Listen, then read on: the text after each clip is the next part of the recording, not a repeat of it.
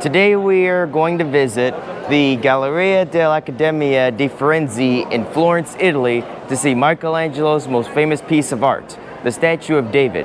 If you are new, make sure to subscribe and smash that like button. The Accademia Gallery is full of art from the Renaissance. The Renaissance was a period of history in a European culture movement that occurred from the 15th and 16th centuries. The city of Florence marks the center of the Renaissance and the transition into the modern world after the fall of ancient Rome.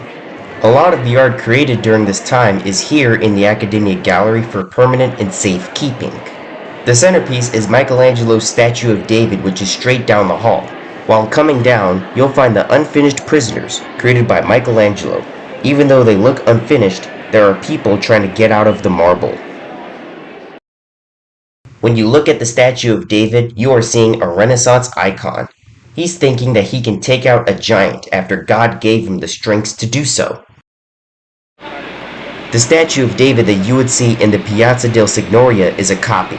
The museum has the real one they moved in for protection. Before they did, this is where it stood. In order to create this, Michelangelo had to study the anatomy of the human body. He did this by breaking down human corpses. Art and science was merged to create this. Michelangelo was one of Italy's most famous artists. A lot of his work can be found here in Florence, and he painted the Sistine Chapel in the Vatican City as well. Michelangelo was from Florence. Here is his tomb in the Basilica of St. Croce in Florence.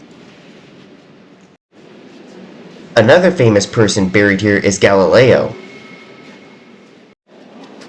The Basilica of St. Croce is known to be the Pantheon of Florence because a lot of people are buried here. Back to the gallery. Other art found here are paintings that you would find in churches in Europe. The Accademia Gallery has several collections within its roof. The room we're in now has art and mosaics of that time. The definition of mosaic is creating pieces of artwork by assembling pieces together. Art is a much broader range of creative expressions. There is a small museum that houses selected musical instruments. To get there, it's a short walk through a corridor that connects the two museums. Some specific instruments that you would find here are instruments in the orchestra family. Several countries contributed to the creation of the orchestra family. In Italy, the Italian composer Claudio Monteverdi is credited with creating the Renaissance orchestra around 1600.